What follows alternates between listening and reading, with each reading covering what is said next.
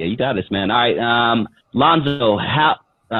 Someone says, Lonzo, how was HOEZ formed? And that's Hoes with Attitudes, right? Hoes with Attitudes. One of the girls, if I'm mistaken, worked at Ruthless, and her sister had Hoes with Attitudes. Because one of them girls' sisters, I was real friendly with for a while. And I'm trying to get them on my show. They don't do interviews. They don't do a lot of interviews. But yeah, they were part of the Ruthless camp, dude. I believe one of them worked at Ruthless and formed a group, or they was, because I had formed a female rap group back in the day. You know, a lot of what I did, I'm not gonna say he copied me, but he watched what I did. He watched a lot of shit that I did, and I created a female rap group back then called Fresh Flesh. Two sisters out of Compton, and I had them rapping in the Campbell sauce. I was doing some Morris Day shit, and it was cool. It was fun. Chaz M86 says, Lonzo, were you on the DOC back in the day, or was he just Ruthless days? DOC came to my studio a few times and hung out, recorded the whole 9 yards. If you ever see DOC's documentary, I'm in it, because again, I'm usually in most of the cats' beginning of their documentaries, because most cats came to me to get connected with somebody else. Okay. And people, why you didn't do this? It was too many cats at that time. It's almost as bad as it is right now. You got too many people trying to get put on, and it was only so many places to get put on at. I had one, Ruthless had theirs. Michel'le was, you know, I could recommend nobody to Michel'le unless you had management or some kind of label deal, and it just was. They had Delicious Vinyl. They was only looking for certain shit though. So everybody had different shit. Oh, James Brown and MC Hammer. There you go. That's a good one. James Brown, James Brown, MC Hammer. That's a good one. Yeah. Okay. Nice. Yeah, someone said Tone Loc sampled Eddie Van Halen's guitar parts on Wild Thing. Yeah, that's what it was. Yeah, he didn't have no. It was those guitar riffs. Right. Run DMC and who's your favorite female MC? Huh? Aerosmith, right? No, Run DMC. Aerosmith. Aerosmith. Yeah. That was Walk This Way. It's got to be. Well, that's East Coast though. That's East Coast. Sorry, that delayed. He said that's East Coast. That's right. We talking about West Coast. Nah. Okay, my bad. Yeah. My favorite female MC. Yeah, you got it. Probably MC Light, man. I like Rage too. I like Rage a lot. Oh, okay. She just never had a breakout hit yet. I like. I would mix Afro Puffs and Roughneck. So that was something I like doing. Oh, that's a good mix. I can picture that. Yeah. Roughnecks and Afro Puff, they go real good together. Who else we got there? Nice. Okay, so what is it about those two artists what is it about those two female artists that you like? They sound feminine, but their voice is not squeaky. I've never cared for squeaky voice female rappers. It just, I don't know, it takes away from the feel. You know, maybe that's my personal choice. I don't really care for a lot of soprano male singers. I mean, some guys have strong sopranos. You can tell it's a man, and some guys you sound like a girl singing a man's part. Okay, and if you singing strong soprano like Eddie Kendricks, Smokey, even my boy that just passed from the Delphonics, you could tell that's a man singing a falsetto as opposed to some cat that's so sweet. It's like, damn, you give my ears diabetes, fool. You see, this shit sounds so sweet. So yeah. Let me ask you, speaking of females, have you ever seen an experience in the music biz where you're like, damn, the casting couch is real? Like the gatekeeper thing is real. You know what I mean? With the female trying to make it in the industry. Usually it would be a volunteer situation. Usually they would volunteer to try and get put on. You ain't got to ask nobody. You ain't got to, expect. Well, in my situation, okay, I was always offered things that I had to either turn down or take up on a later date because I was the boss. I was the label owner. So favors are always being offered, suggested, or whatever the case may be. I usually had a girl, depending on who it was, and like I said, I learned a long time ago, like money, all P ain't good P. So I kept my ass to myself a lot of times. I turned down a lot of shit, but the offer was always there, put it that way. Yeah. Chaz says HWA needs some checks from Lil Kim, Foxy, Cardi B, and Megan Thee Stallion. They laid the pavement for them. Yeah, I remember they had a poster, or their album was pretty provocative. Was it 3 of them? And like they had their asses in booty shorts or something like that, right? Booty shorts. They never had a hit record though. They tried, and it didn't go over. I mean, it's one thing. It's hard enough pushing niggas with attitudes. It's another thing to push hoes with attitudes. Okay, it's a whole nother. Yeah. Thank you, Rashard. Thank you, Rashard. Much love, baby. It's a whole nother thing to push hoes because you're trying to fight on 2 frontiers right now. Okay, at the same time, niggas and hoes. Okay, we just got past the niggas. Now you gonna give us hoes? Nah, man, you can't give us hoes right now. We need some more time. And that was all. That's what I felt was the one of the problems with that was you tried to shoot them too much too fast, and people ain't going for it.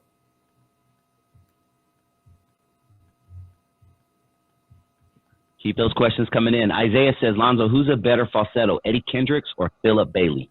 Philip Bailey's a monster. Eddie Kendricks is super dope. But my favorite is Ron Banks. Just so you know. That's my favorite from the Banks. Okay.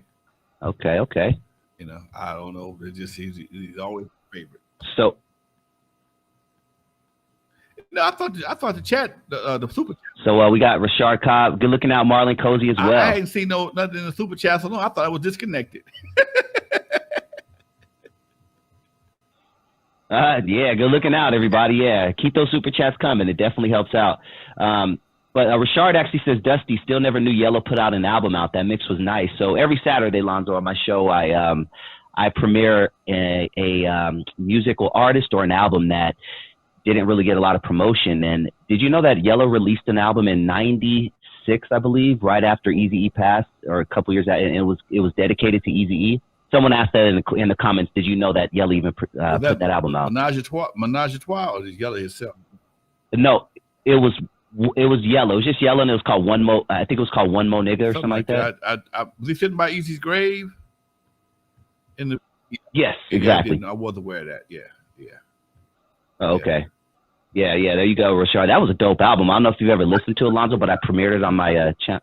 That was a really good album, dude. Who was rapping? Yeah. Was Yellow rapping? Well, you know what? Yellow. But aside from the rapping, the production was amazing. Yellow's flow was aight, but the production was top notch. But yeah, the flow, I was like, keep it producing, Yellow. Keep it producing, player. Love you though. I love you. I was going to my. I'm about to do a USB drive with all the crew cut product ever produced. Okay, I'm gonna do 2 of them. One with all my albums, Flamin', the Wrecking Crew album, the CBS album, the World Class album, Flamin', First Round Knockout. I got a whole bunch of stuff that I've done over the years, and I was listening to an album that I never released. I recorded it, and we never released it.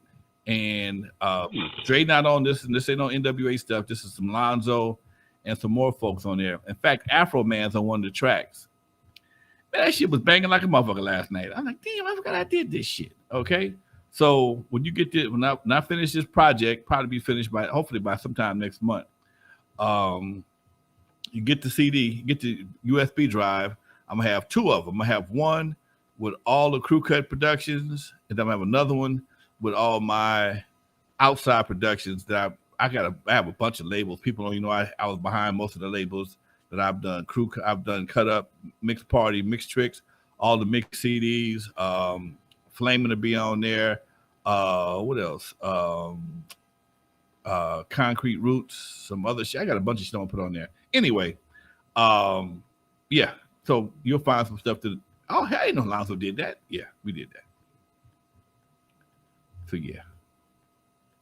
Oh, that's so dope, dude. I'm a nerd. That shit just got me excited. You know what I want to do too in the future, Lonzo? Maybe once a month or something, or every so often. I want to just take one of your albums and just dissect the whole album on the show and just go from song to song, and you maybe share a story of how you recorded, what was going on in the studio at that time, who popped in. I think that would be a really, really interesting show. Okay, we got to set that up. We can do that. That can be fun. I like that. That's a good idea. Yeah. I'll make a note. I'll definitely make a note. Yeah. Okay. Yeah, I'll definitely make a note. But I'm curious about this before we wrap it up. About this particular album you were talking about. Why did you not release that album? I was working with an independent label at the time, and no, I didn't have a deal. I just wanted to do an album, and I've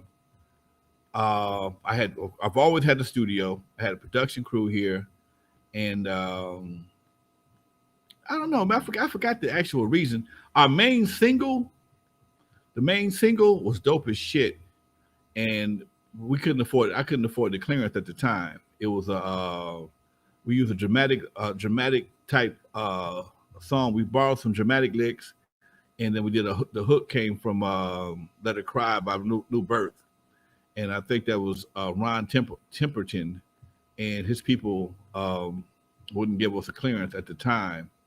So I'll admit he's passed now. He might can get it now. But anyway, I just was listening to the song last night. One of my favorite songs, and I'm trying to figure out who were the artists on the song, because one of the songs I did the rapping. It was a turn off the lights type song, slow song.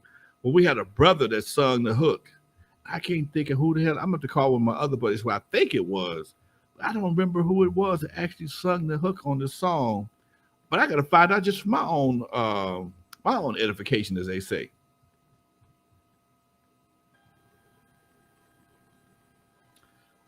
Yeah, nice. Yeah, Chaz agrees with me. Says, yeah, we got to break down some of your work, Godfather. We're going to do that. Mark my words, ladies and gentlemen. I'm going to pick an album, and we are going to get a track list, and we're going to go track for track. Definitely looking forward to that. What do you got coming up on this Thursday, Lonzo? Me and Dre is doing it again, folks. Legendary Connects. Don't have a guest, as far as I know. I got a couple of people that said they'll start coming on this show and that show. I kind of backed away from guests for a while because people get so flaky, man. Oh my God. It's just really hard to tell people to show up, and they show up on time, whatever the case may be. One thing I like about you always gonna be here. If you ain't here, you're gonna let me know plenty of time so I can make some arrangements. And I hate looking flaky. Clockwork, baby. Yep. I hate looking flaky. My word is my bond. If I tell you so and so is coming, damn it, they coming. And a lot of times, cats, some of them are good, some of them are great, but it just happens so much, so frequently. I'm like, I'm gonna give this a break for a minute. And but I did talk to Reggie Wright Jr. He said he'll come on, and I also spoke to my man Bishop Lamont. Now y'all got to be bad to know who Bishop Lamont is. Bishop Lamont's brother out of Carson. Oh yeah, yeah, he's one of my partners. Of course, he said he'll definitely come on. Just give him some time. Give him a date and time. So these are the kind of folks that I'm working with. People that's dependable, that don't mind doing this stuff, and gonna be at someplace quiet, in a quiet place, whatever the case may be. So it's all good. But also, folks, don't forget if you're in the LA. Yeah, sounds good, man. Looking forward. If you're in the LA area, my prostate cancer walk is jumping off September 17th at the Cal State Dominguez. Now, if you're over 40 years old, you need to bring your ass down there, literally. Okay, and don't worry about the 2-finger things. That's not even the issue anymore. They can do that through a quick blood test or whatever. But too many brothers are dying unnecessarily in the streets and from prostate cancer. So I can't stop the stupidity in the streets, but I can play a part in keeping brothers from dying from prostate cancer. And the way to deal with prostate cancer is early detection. And unfortunately, the age has dropped down to like 40, 45. So if you in that age bracket, you might want to go get checked just to make this peace of mind, man. And here's something that's crazy. It's really a true story.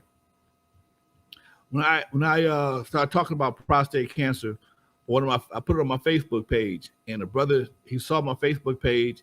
He went and got checked for prostate cancer, but he didn't have prostate cancer. He had colon cancer and didn't know it. So, brothers, we have a tendency not to get checked, not to go to the doctor like we're supposed to.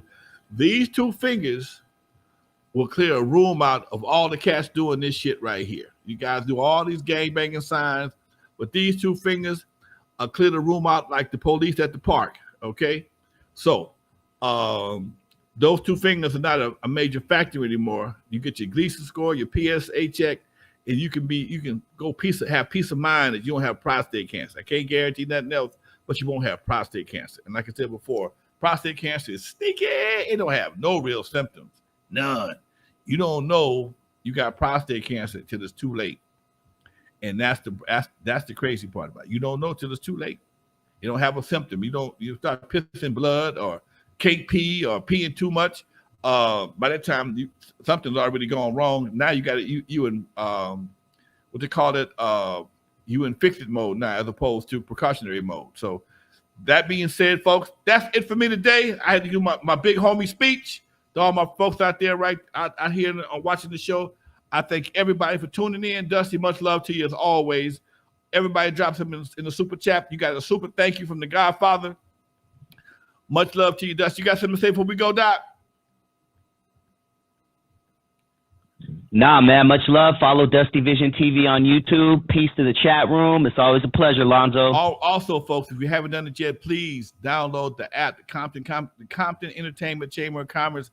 I am the president. I need y'all on the app to keep what's going on. These shows will be on the app as well, so you can watch this show from your phone now. You ain't got to go to the computer. You can watch it straight from your phone. In the meantime, folks, it's Lonzo, the Godfather, West Coast Hip Hop. For Dusty Vision and everybody else, we're out of here. Peace.